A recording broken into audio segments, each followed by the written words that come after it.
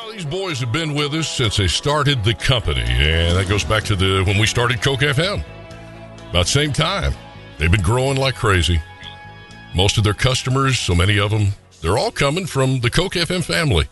And it's the good local boys you can trust with your computer, S&S Computer Solutions. Now S&S stands for Sean and Sean, and I said we would visit with Sean Payne, but now I'm told it's Sean Stanley. Is that correct? Good morning, Bob. Yeah, this is Sean Stanley. We're both here. We like to think of ourselves as a two-man operation. So Sean's holding the cue cards and I'm working the telephone. Look at you, man. You sound totally professional these days. And, man, I haven't seen you since, Saturday when... Yeah, it's been that long. You and your partner, Sean, came to my home to rectify a computer issue. Yes, I couldn't get my printer to work.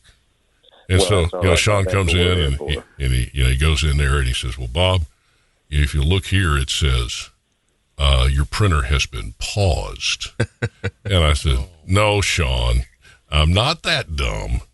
It's paused because I've been trying everything. Oh, okay.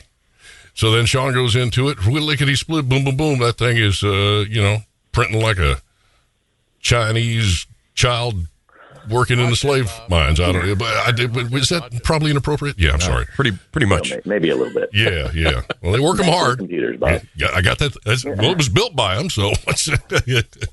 Hey, so we had heard, and I know you're getting a lot of calls about people that have Windows 10, and since then, businesses, people on their PCs, they're having problems. Right. Yes. In fact, as you know, we actually were having so many calls recently that we put together a 60-second commercial just to let folks know, hey, if you've upgraded to Windows 10 and your printer quits working or your QuickBooks stops working or you can no longer access your shared files and that sort of thing, then is to blame. And we do have a way to fix that situation, but unfortunately you only have 30 days to do that once you've done that Windows 10 upgrade. Why is that? Well, Windows, or Microsoft rather, is basically just giving everybody a 30-day window to give it a shot, and then you can roll back after that. But when you you can roll back up until that 30 days. But when you do the Windows upgrade to 10, which is currently free, it is genuinely no strings attached as of right now, you actually are sacrificing your current Windows licensing key, whether it be for Windows 7 or 8, in exchange for that Windows 10 key. So they're giving you 30 days to change your mind. But after that, your previous key that was used to activate either Windows 7 or 8 becomes invalid, and you're stuck with the new one. Well, what happened to Windows 9? Did they just skip that? Well, that's Bob, I could answer that question for you. It's fairly complicated, but basically, in a nutshell, Windows used to be called Windows 95, Windows 97, et cetera, as you'll remember. And so they realized when they attempted to use Windows 9 that it fooled some of their deeper level coding and confused some stuff. So they skipped it. Version. So they just skipped right over it. That's right. Oh, okay. Now, why would they put out a product? Well, I take that back. I know why. But once it's out there and it has problems, why don't they put out a 10.1 that fixes it? Right. Well, they will, Bob. They will. It's been forever. In fact, it feels like it's been forever, but keep in mind that what they're doing right now is they're finding problems. And the easiest way to find problems is to have a large, what they call, group of beta testers. And that's folks that typically would test a product that's not quite ready to be done yet. And they go and they find all the bugs. Well, Windows has the biggest beta test group in the world. They just tell everybody, hey, the new one's free. Let's all go for it. Yeah. And it's really not ready. So now, there's been well over 10 million PCs that have upgraded to Windows 10, and that's a heck of a beta group. So Microsoft is actually taking advantage of that because now they have this huge group of beta testers. And who are the people that complain the loudest? It's folks that get stuff for free. So all of these complaints that are coming in are actually giving Microsoft a big advantage because they know which problems are out there, which problems are prolific, and most importantly, which problems they need to focus on because they're making people the angriest. Well, guys like Scotty Bennett, and I hear a lot of people say this, kind of similarly with your cell phone when, let's say you've got iPhone, you've got iOS, and they say, hey, you got a new software date available. Don't do it. Yeah. This is the reason why. Wait, is that a better idea? Yes, sir. That's a very similar, that's a good analogy. Because a lot of times, and Apple is very good at this too, as you know, having an iPhone, sometimes you'll get an update and then, oh darn, suddenly something doesn't work. Sure.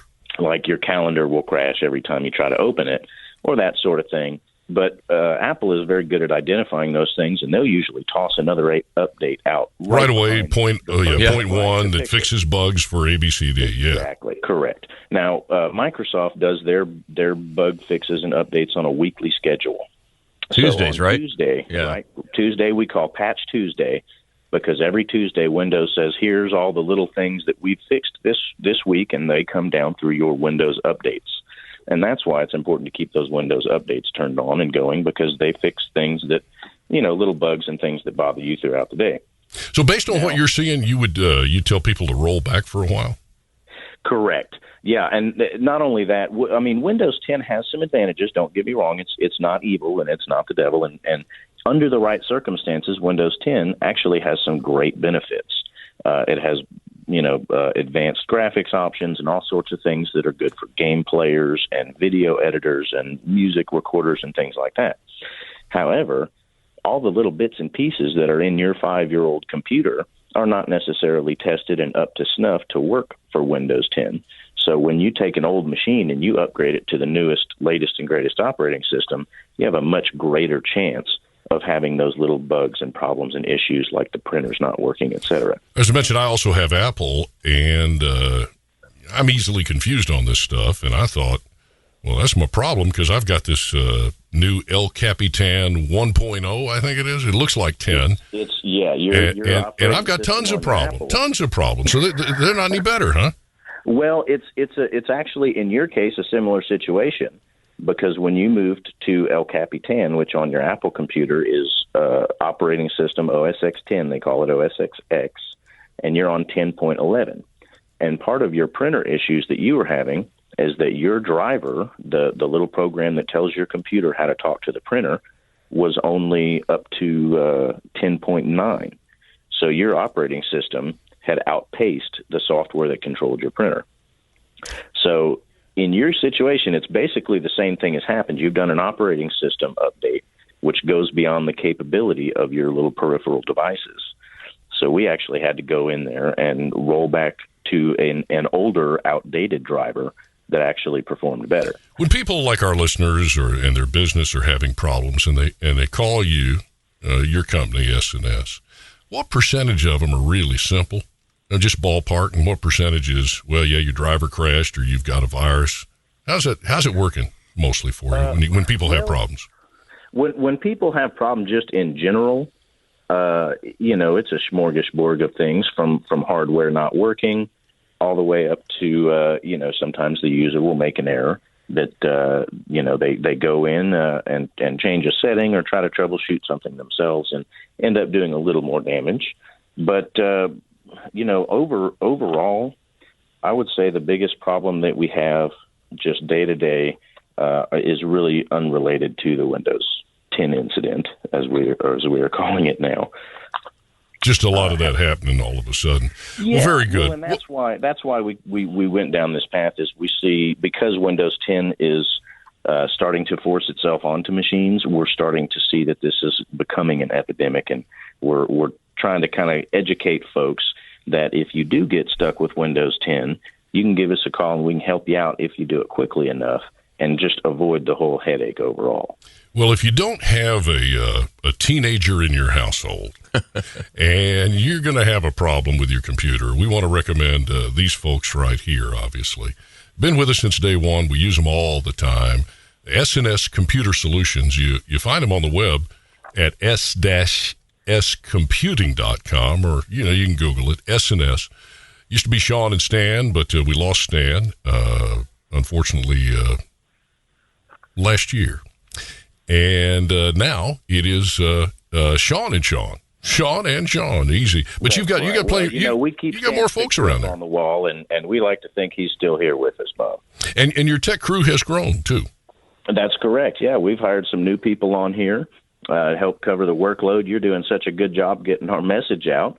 we're having to get some extra people in here. Well, the stories are great. I mean, folks expect they've been another place. You're able to usually do it a lot quicker and certainly a lot cheaper because trust is the big word. And a couple of guys in their company you can trust, I promise you, is S&S.